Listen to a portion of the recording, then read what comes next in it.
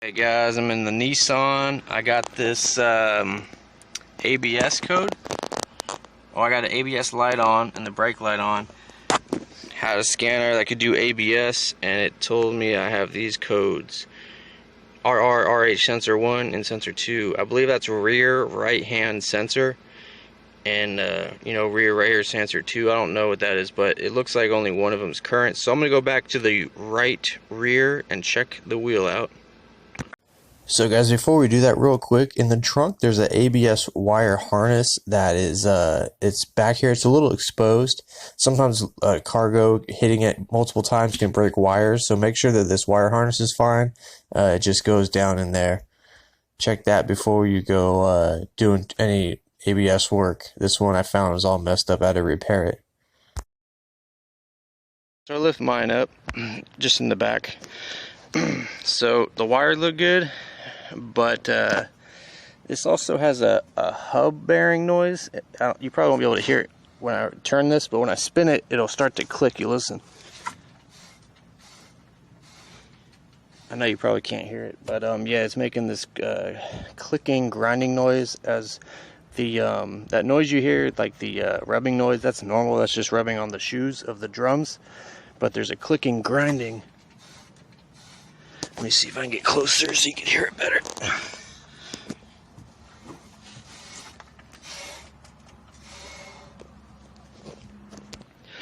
So I cleared the code and it came back immediately. So it came back immediately without me even driving. So that would tell me that the sensor has an electrical fault just sitting still. It doesn't, the hub bearing, or the hub bearing is definitely bad, but I'm gonna go ahead and replace the sensor and the hub bearing on this one. Like I said, this tire had just been replaced. It kind of exploded, and it was rolling on the road kind of like irregularly, so that might have damaged the bearing and maybe even the sensor. But yeah, I'm gonna go ahead and replace the sensor and the hub. Alright guys, so we got it jacked up. As you can see, you got it jacked up on the pinch weld where it's going to be safe with the jack and a jack stand. Gonna go ahead and get these off right here. It's a 21mm lug nuts. I have it up in the air, so I turn on the e-brake so it'll hold it still while I get these loose. Okay, got that off. Put my lug nuts right there. Now here we are. Let's go ahead and take the drum off. Take the e-brake back off. If you have your e-brake off and it's still not coming off that well, if you're having a little trouble, you get yourself a standard bolt and run it. It has these threads right here and right here. What you want to do is just get the one that matches the thread pitch, like that, 8.8. Anyways, just run this in here and it'll push the drum off of the hub.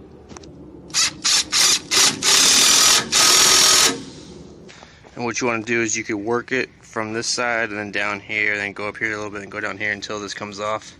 Sometimes these can be real hard to get off. Okay. Alright, so there's our hub bearings. This is like this hub part and the bearing are one unit. They are held in by these 4 bolts. 1, 2, 3, 4. And then the ABS connects right here to it. So we're going to disconnect those. So guys, with my my hub, here's my new one.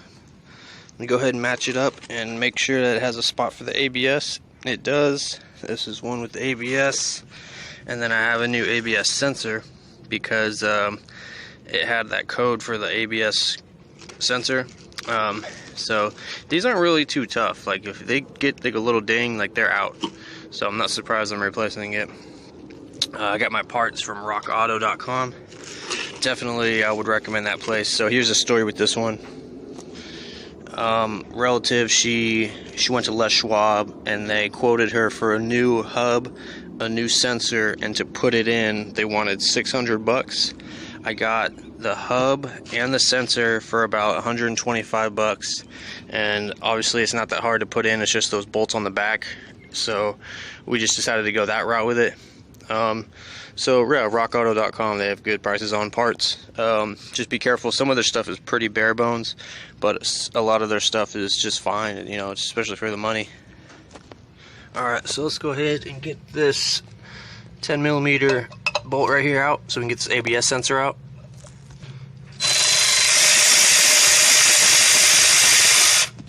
Okay, got that.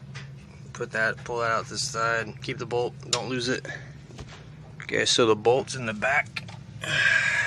These guys, let's get this out of the way. These are 17mm. 1, 2, 3, 4. Those just gotta come out. Let's get them out. I was able to muscle them loose. And as you can see back here, if they get loose, you can just untwist them with your fingers. I'm gonna go ahead and get all these out. I'm not gonna force you to watch me get all of them out. I'm just gonna get them all out. Okay guys, so I got all the bolts out. Once you get all the bolts out, you should be able just to pull this off. The whole thing might want to come off. Let's just try to get this part only. Alright, so what I did is I held this and I pulled this part off. And what I'll do off camera is I'm going to clean this whole area up right here. I'm going to sand the pads a little bit and clean it off with brake cleaner and adjust the brakes. But yeah, so we got our hub out. Let's go ahead and match it up with our new one. Okay, looking good. Yep, alright, so definitely the right one. Honestly, Rock Auto is usually pretty good about getting the right part. I haven't had an issue yet. I've been using them for years. Hopefully I don't jinx myself after I said that. Okay, so off camera I cleaned up the brakes and adjusted them. Let's go ahead and put our new hub in.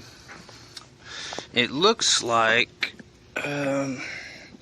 so you guys see, I'll flip it around. Just remember that this ABS spot has to go on top, because that's where the old one was, and that's where we got to bolt the sensor in. So put it in to where this is on the top, and then go ahead and hand thread your bolts in. So it'll go in like this.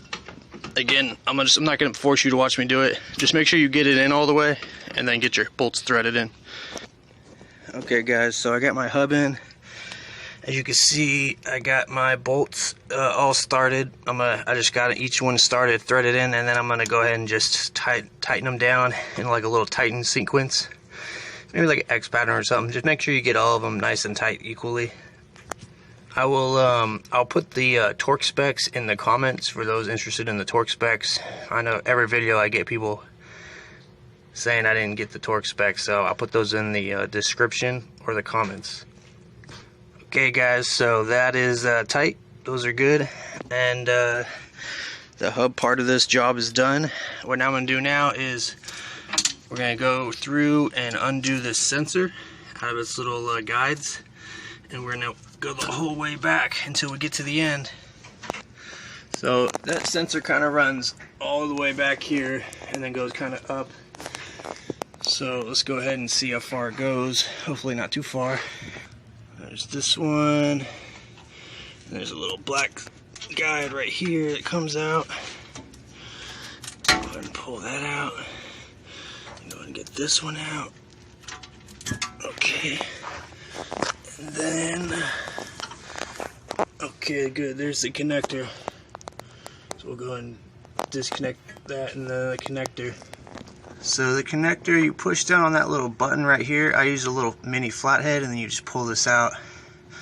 And right there, that's it. So let's go ahead and get this wire out. Go ahead and come over here and just pull this guy out. Now same thing, we're going to match up our ABS sensor. Alright, that looks about right. Cool. So to be safe, I'm going to put this part in first so the sensor doesn't get dragged around or nothing like that. And like I said, these aren't too tough, so I'm going to get that in. I'll get the bolt in. The 10mm doesn't need to be tight at all, just snug. You don't want to break it or strip the threads out. Alright, just snug is good. Okay, now we're just going to run this wire back and just put it in the guides. Put it in the guides, you know, when you see it. So here's one, I'm going to put this one in.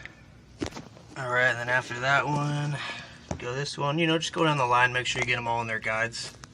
Alright, let's go ahead and get this in here. Alright, it went in, it clicked, it was kind of quiet, but it did go in. And this last one, I'll just put this here now.